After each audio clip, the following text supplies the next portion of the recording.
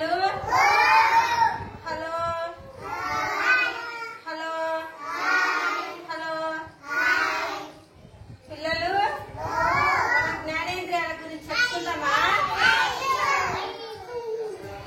అవి 5. అవేంటివి?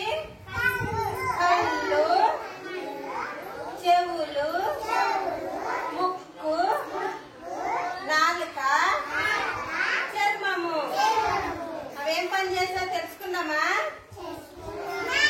కళ్ళు ఏం చేస్తాయి? అన్ని చూస్తాయి. చెవులు ఏం చేస్తాయి?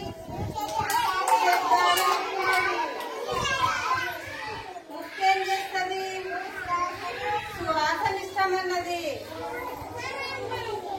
నాలుక ఏం చేస్తుంది? రుచులు చెప్తుంది.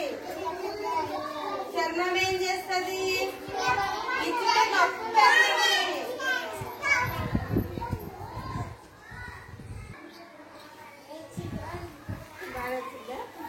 బాగా